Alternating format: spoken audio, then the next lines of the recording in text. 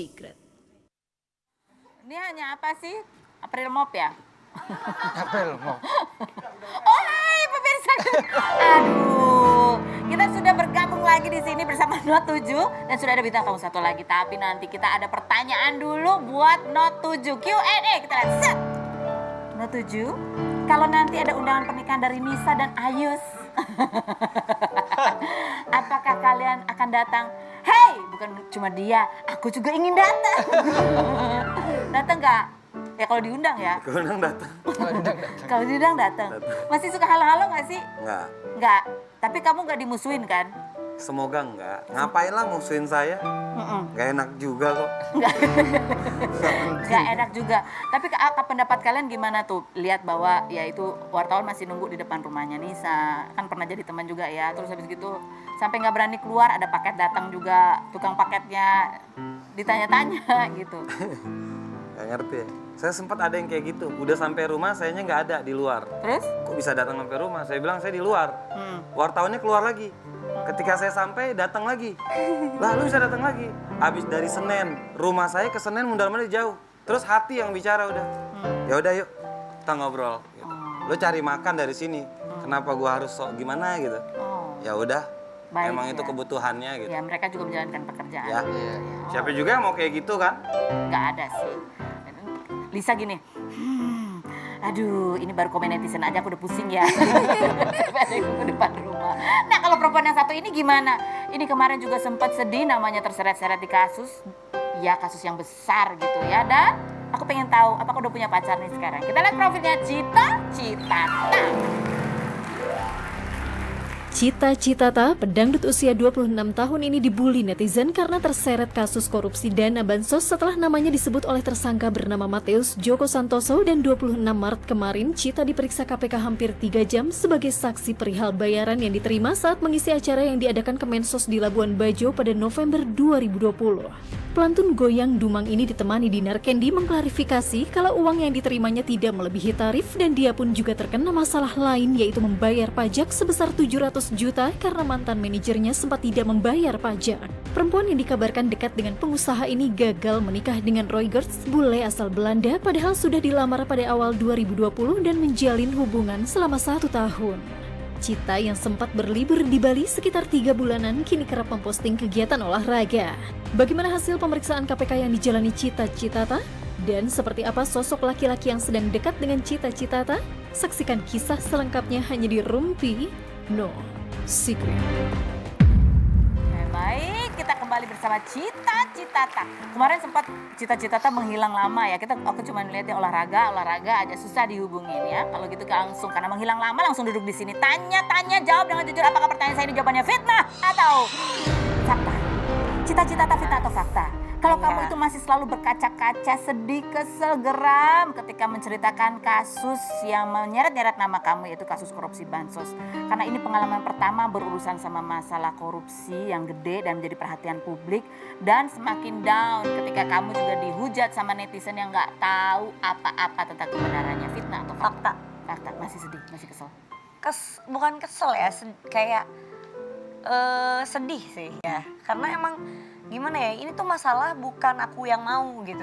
Terus orang-orang tuh udah ngejudge duluan aja, oh Cita lu enak ya dapat duit bansos. Gimana makan uang bansos?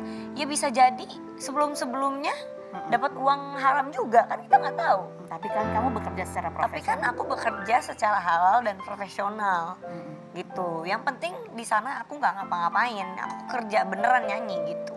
Itu yang bikin masih sedih dan tercekat di sini ngomong. Udah gitu sedihnya tuh kita tuh jarang kerja karena lagi pandemi. Terus dapat kerjaan, sekalinya dapat kerjaan begini ya kan. Ya udah itulah. Untung nggak diminta tuh honornya. Enggak, karena katanya tuh masih normal. Jadi itu sesuai dengan rate-nya Cita. Jadi kalau misalkan Cita nyanyinya sejam dibayar 1 miliar baru itu nggak make sense. Baru harus dibalikin. Tapi kalau nyanyinya sejam segitu ya udah. Tapi sama nggak antara yang kamu terima sama budget yang ada di situ waktu itu? Nggak sama? Nggak. Jadi tulisan budget acaranya bla bla bla yang kamu terima beda? Ya kan biasa kalau misalkan kita jual tanah kan ada makelar. Iya. Begitupun jual artis, jual penyanyi. Maksudnya bukan jual, nginvite penyanyi. Pasti ada agensi lah, dibayar inilah, itulah, atau segala macam. Tapi kamu yang dipanggil ya. Tapi malah aku yang dipanggil. Kamu kesel nggak sama orang yang menyebut namamu itu?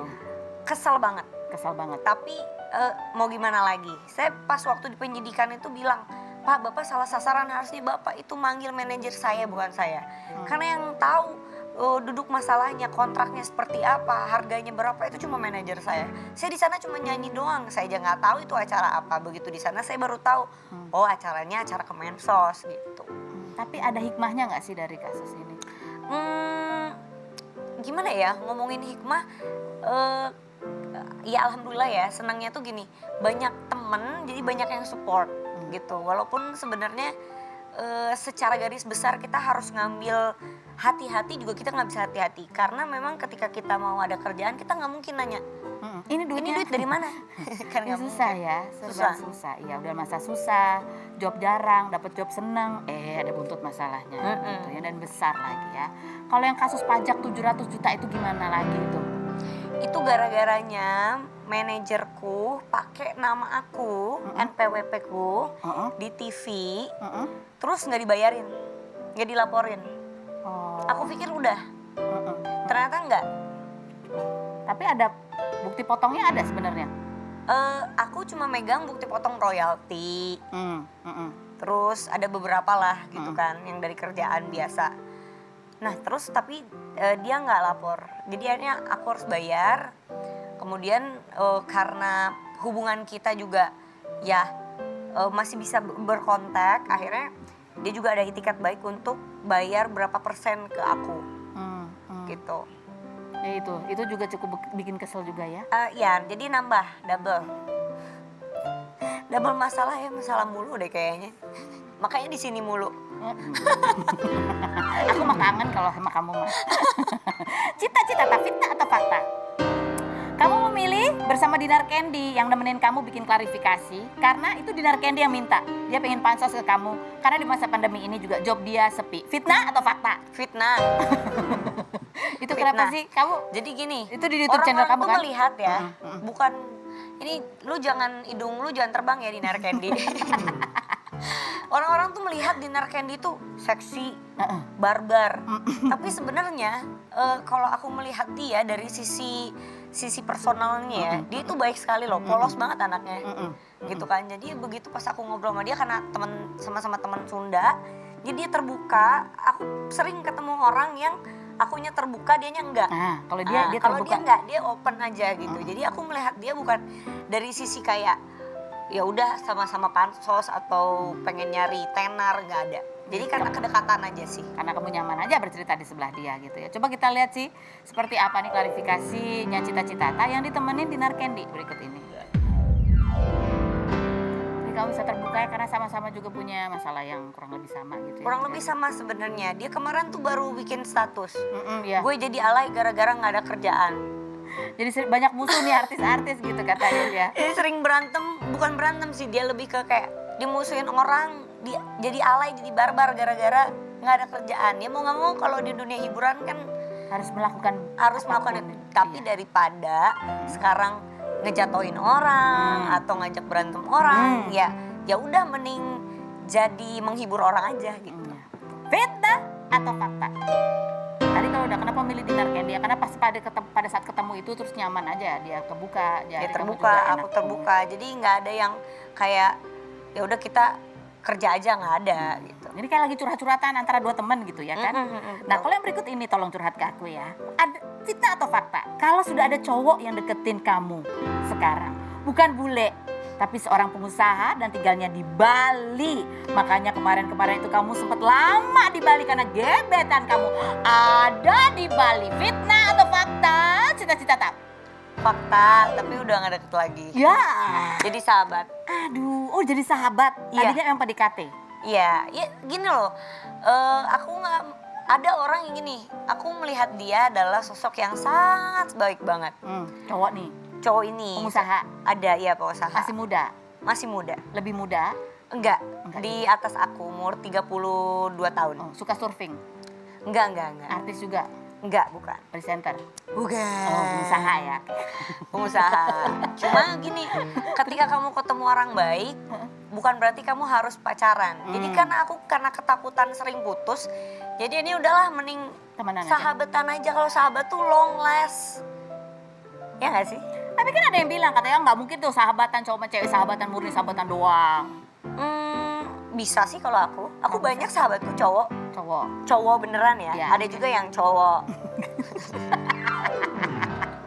Jadi yang ini jadi sahabat aja. Dia bisa emang, dia kan tadinya dia pengen pendekatan. Terus cuma dijadiin sahabat doang. Kan semua baik komunikasi. Tapi kalau jodoh kan nggak kemana. Kita Di nggak tahu. friendzone ya, friendzone ya. Aduh. Siapa sih? Ada fotonya nggak? Nggak ada. Oke, baiklah. Fita atau fakta? Sejak statementnya Iis Dahlia soal almarhumah Caca, hubungan kamu sama Iis itu jadi agak renggang, tidak sedekat dulu lagi. Fitnah. Setelah yang berikut jangan kemana, tetap di Rumpi.